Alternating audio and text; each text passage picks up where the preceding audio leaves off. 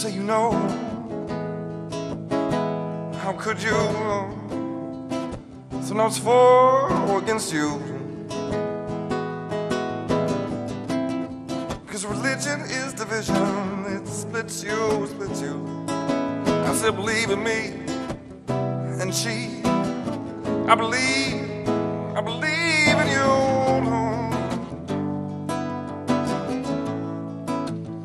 I believe in you.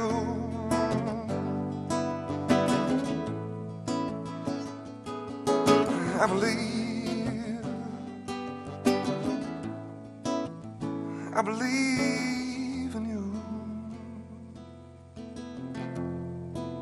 I still believe.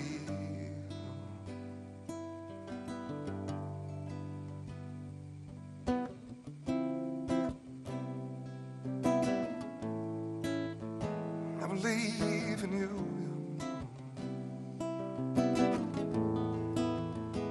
I still believe.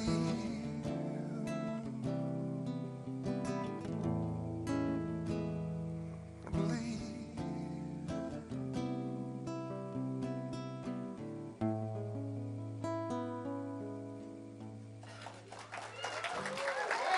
Thank you. Thank you very much. Thank you.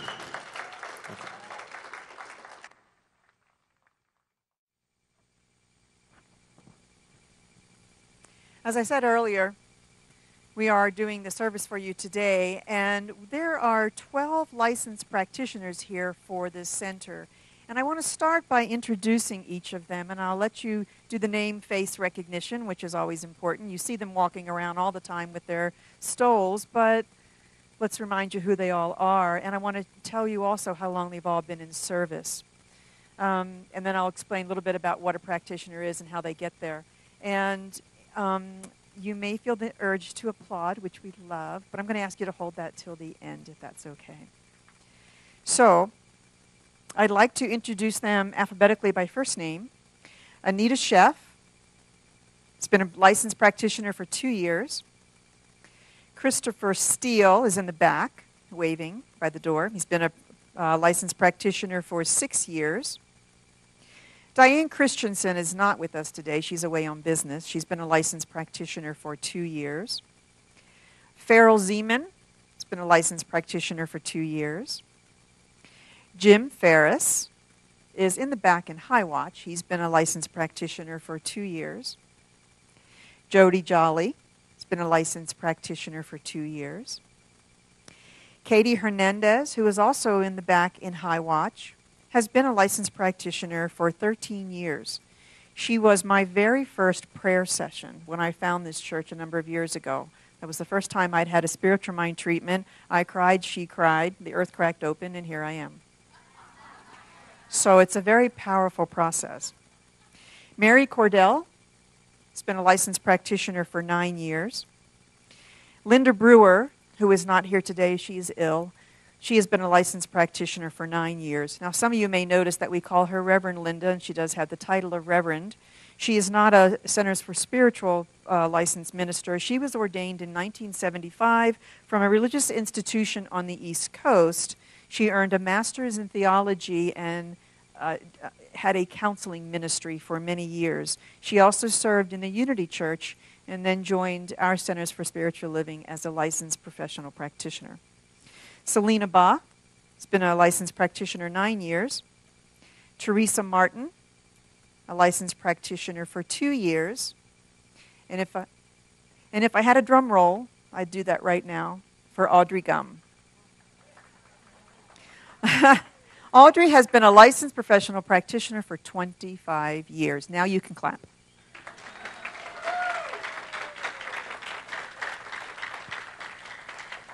Audrey carries a prestigious designation of Emeritus Practitioner. This is an honorary designation given by the Centers for Spiritual Living for a practitioner that has been licensed and active in good standing for 20 years and recommended by their senior minister. So Audrey has done all of that. So she's got 25 years, and she qualifies this as an emeritus, therefore doesn't have to renew her license anymore. She's with us forever. Yeah. I was licensed in 2008, so I've been a licensed practitioner for 8 years, and then this summer took the extra leap into ministry. And Reverend Jan Ewing, who is retired, comes when she's not traveling the world, was also started out as a practitioner. So it's a powerful process and a good life. So there we go. So I want to take just a couple minutes and tell you a little bit about being a practitioner and why we wear these stoles. Some are purple, Audrey's is gold. If you go to different churches, you'll see that there are different colors. They're designated and voted on by the center itself, and so the stole can look like lots of different colors and designs. There are two things that set science of mind apart from other New Thought philosophies, or Centers for Spiritual Living. Centers for Spiritual Living is the name of the organization. Science of Mind is the name of the philosophy and is on the front cover of our education book. One of the things that separates us is our spiritual mind treatment, which is our 5-step prayer. It is a healing prayer. And the other that separates us is our licensed professional prayer practitioners. Our prayer is an affirmation that we are of spirit, we are of God, the good of God, the divine, is at the core of everything that we are. It has always been that way. It will always be that way because we are made from the essence of God or spirit or the divine, whatever name is comfortable for you. We affirm the outcome of the prayer. We give thanks that we know it is done, and then we turn it over to be demonstrated. It is a commitment in faith. We are not asking or pleading for something to happen. We declare that we have been heard, we know it done, and we give thanks. When the story is told of Jesus bringing Lazarus back to life, which is John 11:41 through 43, he is firm, acknowledging the Father has heard him, then stating what he wants demonstrated, and Lazarus walks from the tomb. Ask and you shall receive. This is spiritual mind treatment. And yes, we believe in doctors because Spirit brought all of us together here on this planet to work together. And trust me, I've been known to pray for the right doctor to walk through the door and take care of me, and for Spirit to work through that doctor. So we're all here to work together. Being a practitioner is a commitment to putting spiritual principle into practice into every area of our life. And we're devoted to helping others do the same thing in their life. We live by example. The practitioner consciousness, as I described, is the foundation of the healing work that we do. And even though some of our practitioners have gone on to be ministers, they are always practitioners first and forever.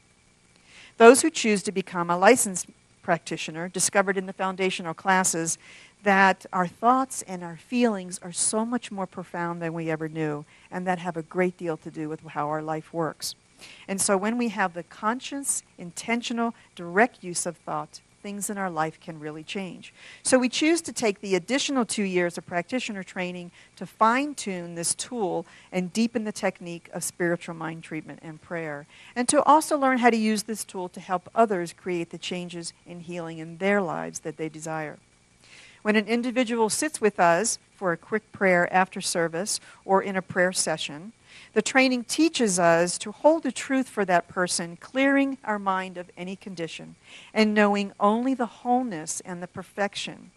We know there is only one mind. We talk about that all the time. So prayer spoken and worked in the mind of the practitioner then is also carried and worked in the mind of the individual that has asked for prayer and agreed to the healing.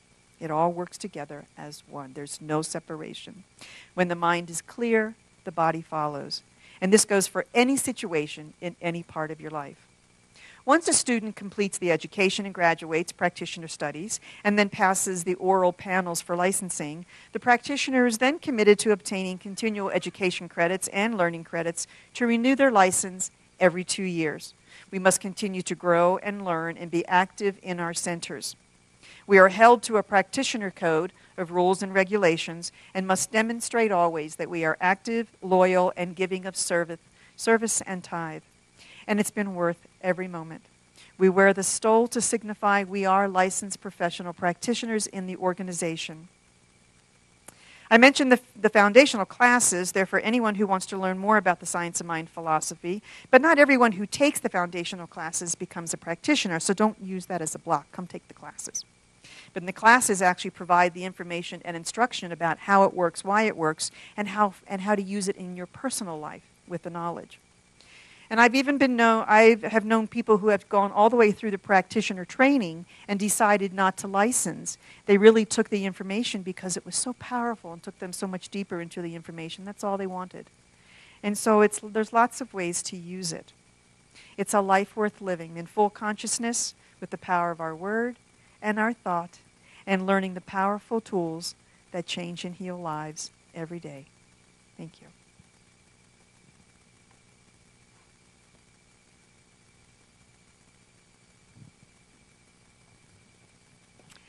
So, as you may know, during the month of August, the Centers for Spiritual Living has chosen to focus their themes on beauty, nature, art, and aesthetics. We believe that these qualities are an integral part of a world that works for all.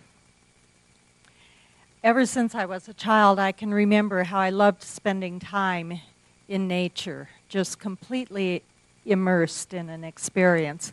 And that really hasn't changed a whole lot. My husband and I are retired, so we have a lot of time to spend outdoors. It's wonderful. And we like to go boating and camping during the summer months. We have a very small boat, and we take it usually to one of the nearby reservoirs, and we'll take a couple spins around the lake, and then we look for the quietest place that we can find, and we just drop anchor or tie off, and we veg out for hours. And so our style of camping isn't a whole lot more exciting than that. I call it foo-foo camping because we do have a very small travel trailer, but it is fully equipped.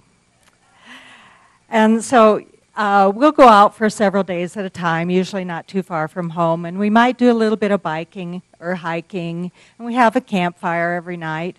But most of the time, I spend just reading or meditating, writing, preparing food, and vegging out.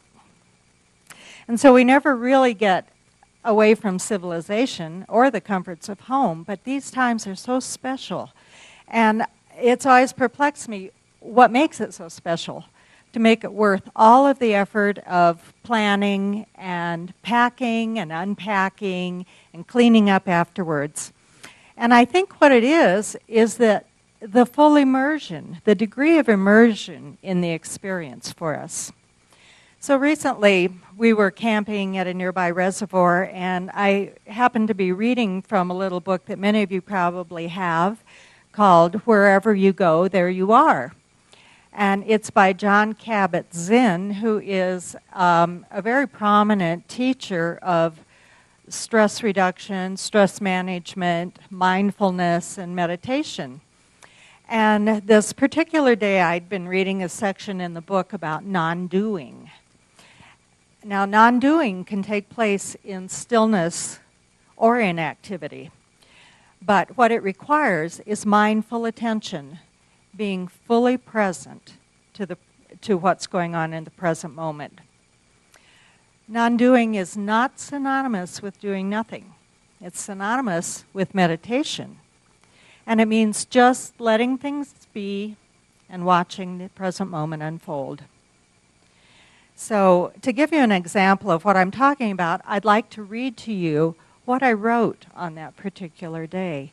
And you'll hear the sound effects similar to what I was listening to as I was doing my writing.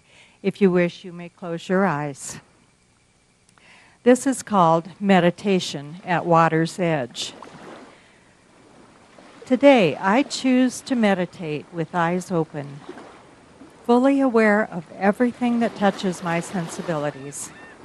It took a mild effort to get to this lovely spot, but the payoff is well worth it.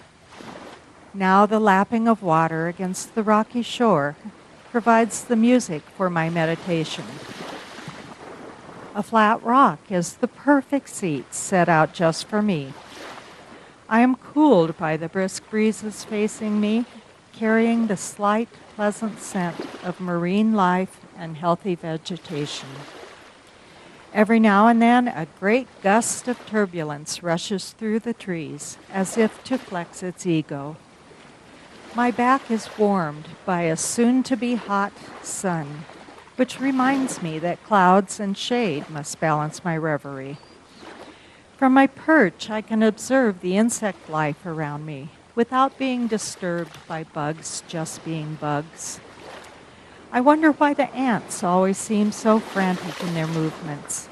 Do the hot rocks burn their little feet? The black spiders seem more at ease. They glide, then pause to give me a moment to wonder at the perfect symmetry of their appendages radiating from their round center. There's a metaphor for the universe, huh? A delicate orange moth sets down on a wet rock just ahead of me, sucking moisture from the porous stone. Bees hover harmlessly, too peaceful to bother with me. The birds are making themselves scarce at this hour, except for a solo seagull, lazily surveying the surface of the water. Jonathan, is that you? I am attracted to the massive clumps of burrs lying at my feet, just waiting for someone or something to give them transportation to a fertile spot. It won't be me today. A fish jumps and slaps, its iridescent glint catching my eye. Across the channel, I spy a lone rower slithering by on a sliver of boat, graceful and nearly soundless. My thoughts turn to gratitude for this heaven-on-earth opportunity to commune with nature. For this is the harmony that nurtures my soul. So I gathered up my things and I climbed back up the steep path to our campsite, and I said to my husband, finally, I think I figured out why we love this. And I explained that what we were doing was practicing non-doing. So we just laughed and joked all day about how what we were doing was non-doing. And we gave ourselves full permission to do it. John Kabat-Zinn says this: the joy of non-doing is that nothing else needs to happen for this moment to be complete. And I experience those moments most easily when I'm out in nature. But whatever does it for you, whatever brings you great joy and pleasure, may you spend many happy times doing non-doing. Namaste.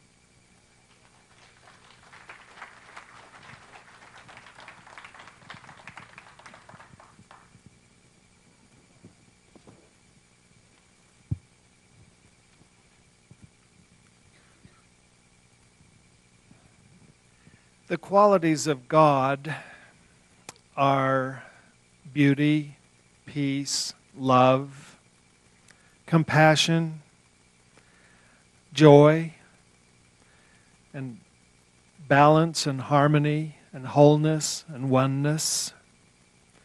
Interesting qualities that are sort of illusory. We have a hard time grasping them.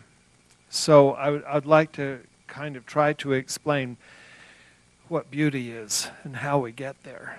I looked up beauty on Wikipedia to give me a little bit of a help here. Now, I realize that we've all been experiencing beauty since we were children. If you really think, one of the first things that a little child does is they discover a dandelion and come running in with this flower that they find. And it's the beauty that they see, and they already know it, and we already know it. And so, you know, what is there to talk about? But just this one statement: beauty is studied as part of aesthetics culture.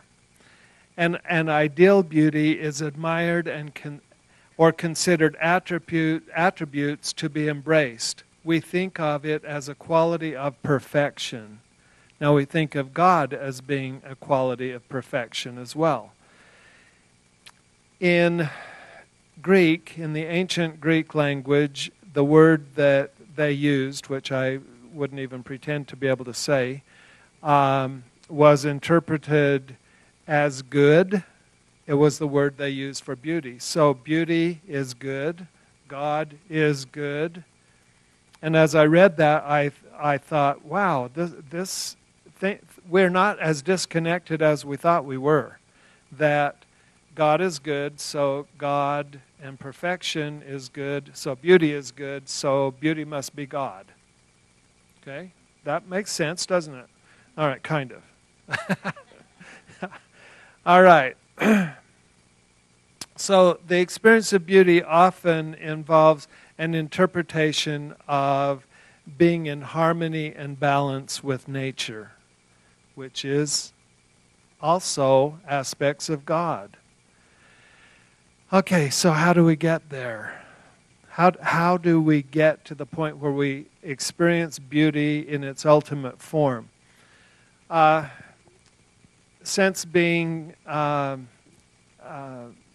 gifted with this opportunity to talk about beauty, I've really been going through that in my mind like constantly. And I've had lots of downloads. As I'm driving along, I have perfect speeches coming through my head. And so you're not getting any of that.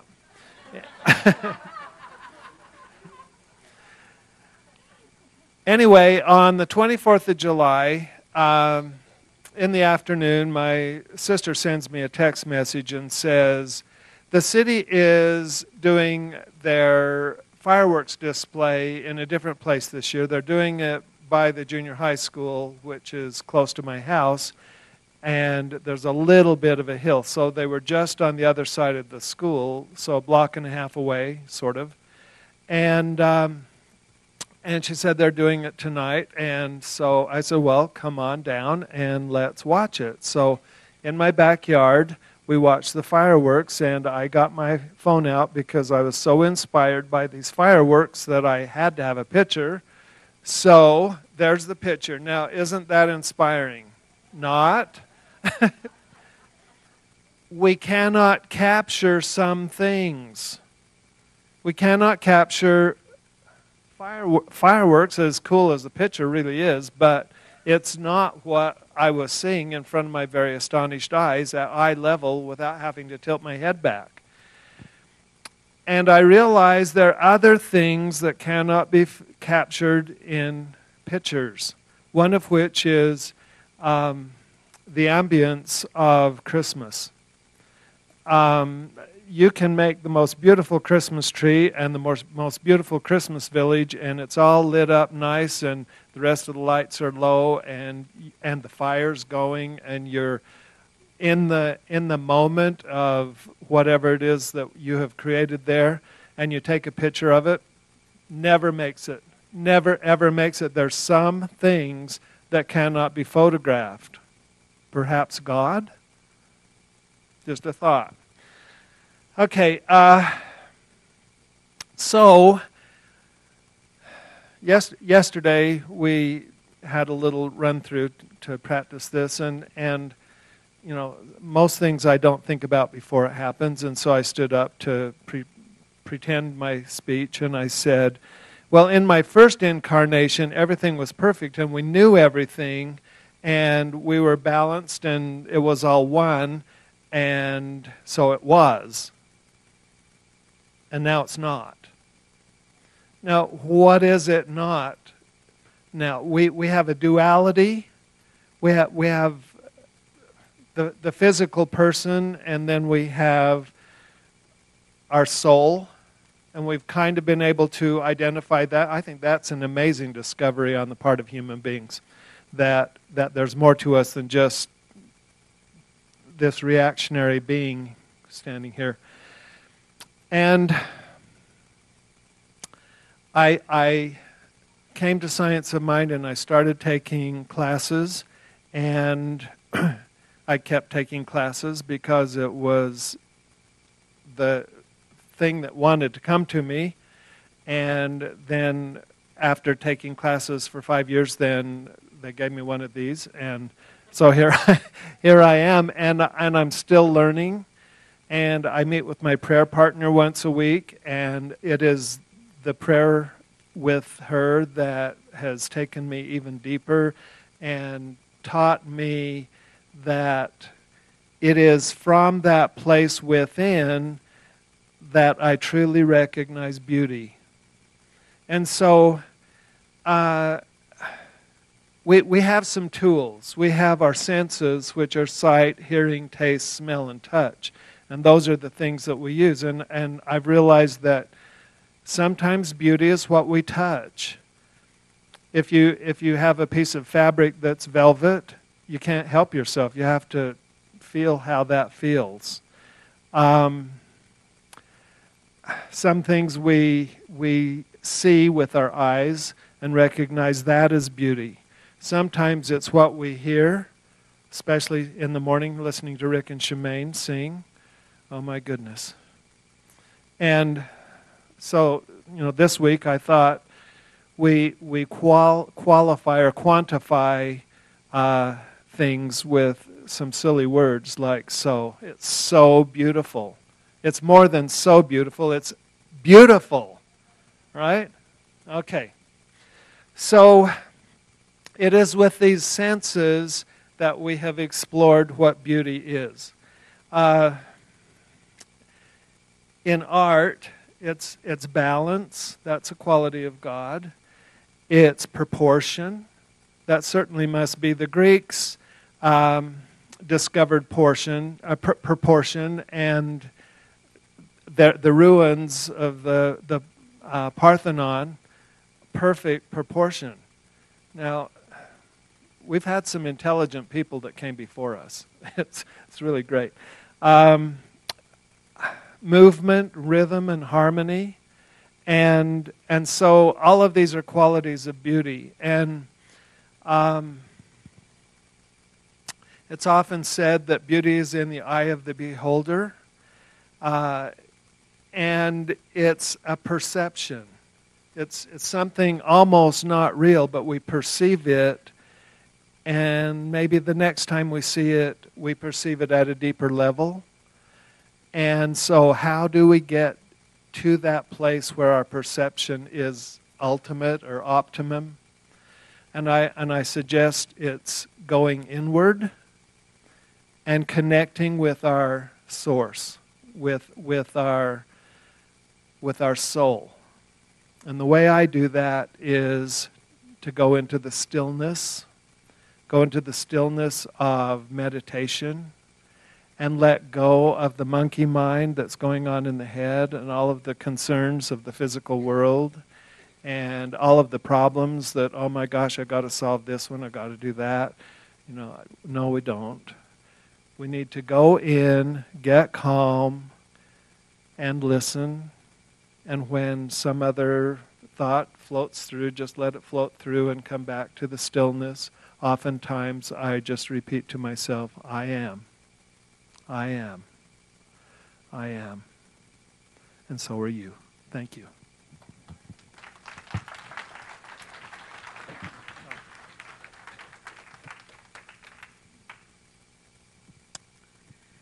So, a couple of years ago, I was sitting with some friends having a conversation, and this question was proposed. How much joy do you feel each day? And I was shocked at my response to that question. I don't feel joy every day. In fact, I don't remember the last time I felt joy. Whoa. I mean, I have a wonderful life. It's 180 degrees from where I started. And so I just rocked me back a bit. But I know one of the things I learned as a practitioner is that these things arise in our consciousness when it's time to look at it, when it's time to heal it and move forward in a new direction. So the first thing I did, being that analytical mind that I just love to use, I went and grabbed my dictionary. I went, I must have this confused as to the definition of joy. So this is the definition. The emotion of great delight or happiness caused by something exceptionally good or satisfying. Keen pleasure or elation. Dang it, that's what I thought it was.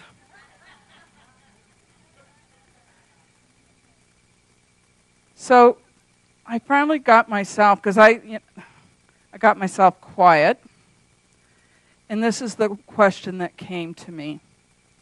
What is in the way of my ability to experience joy in my life? What is in my way? My mind, and where I choose to focus. My tendency towards reasoning rather than feeling.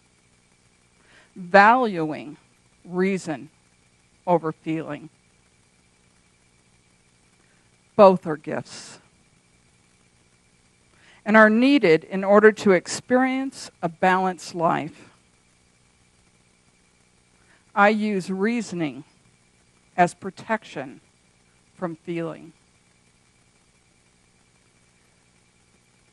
which also puts up a wall between me and you. Having these understandings of what my blocks were and doing some more soul searching, I made a decision, a conscious decision, to open my mind and heart to love as my goal in all interactions. Ernest Holmes tells us life is not just something to be endured. It is to be lived in joy, in a fullness without limit. I found this quote that I also love by Henry Nouwen. Joy does not simply happen to us. We have to choose joy and keep choosing it every day. This decision, because love and joy work together in my life. So when I open my heart and my mind to the love that surrounds me and is part of my divine nature, that is my duty and joy to bring forth into this creation. This decision radically changed how I experience life. It meant I needed to release the need to be right and to risk being vulnerable, playing the fool, looking foolish. The results of this decision have many facets, but the greatest is my awareness of joy that I feel and when it is missing. I stopped thinking about everything and allowed myself to feel. I started choosing things that bring me joy, like laughing with a friend till I start crying, like listening to beautiful music, by sharing the truth of who I am and calling that forth in others, and living from love, compassion, and foremost and always, joy. I now walk out on my deck in the morning and I see that sunrise coming over the mountains, and I feel the joy. As I'm driving down the street and I see a child leaping and jumping as he's walking down the road, I'm filled with joy. When I'm working through a problem at work or with friends, and we reach a mutual resolution, I'm filled with joy. Joy fills my life. It always has. It's not that I don't have those moments of sadness, those moments of disruption, but that is a tiny piece of my life. I give it the attention it needs. I don't let it consume who I am. I focus on the joy, for that is the truth of me. And when I do that, I see the truth of you. And that is my joy and my dedication to this center and to myself and to each individual that I meet is to recognize the divinity within them, knowing that it is reflection of my divinity. Thank you.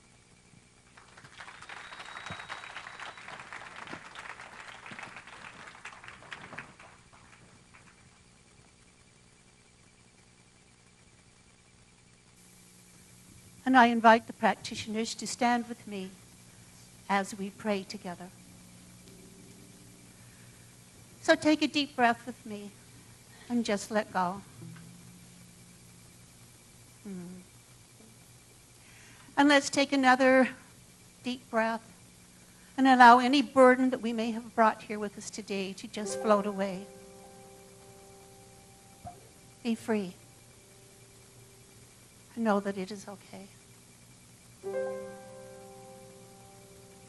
And one more breath together as we turn within and recognize and become totally aware of the consciousness of love.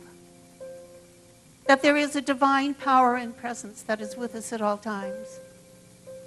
It has always been, and it will always be. It is that very light that dwells within each one of us, that binds us together, that shows us the way, that allows us to make perfect choice and blesses us in every way. This power we call beauty, we call it nature, we call it love, we call it creative energy, we call it wisdom, we call it courage, and we call it love. And not forgetting peace. Whatever we call it, it is universal love. And we are one with that. It dwells within each one of us. It allows us the freedom of forgiveness of others and for ourselves. It moves us forward, allowing us to remember who we are, spiritual beings. Whole, complete, and perfect. And sometimes as we look around the world and we see chaos and we see things that are unpleasant, we know that, and we remember and remind ourselves that God is there also, for the presence is everywhere. And so we pray at this time for those who wish to bring harm upon the earth, create chaos, that their hearts are filled and softened with that light of love. That somewhere within them there is a spark that they become aware of. And they change that energy to bring good upon the earth. We pray for peace everywhere in our families and in our life. We know that this very center is a place of love. A place for us to be spiritually nurtured. A place for us to give. And a place for us to remember that God is always present. And so we bless all spiritual organizations wherever they are, whatever their message is, and know that there are many paths to the kingdom of heaven.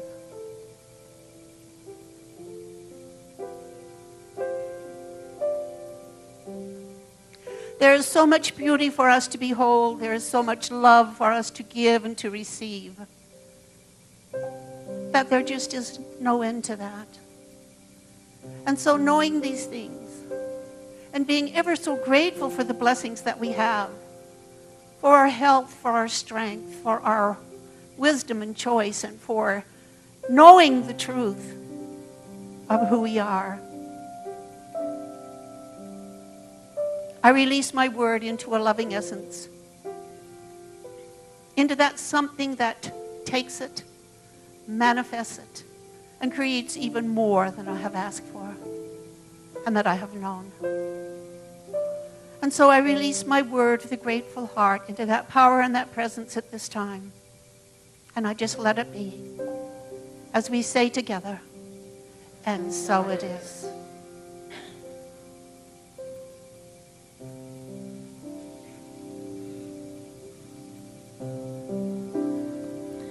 I am so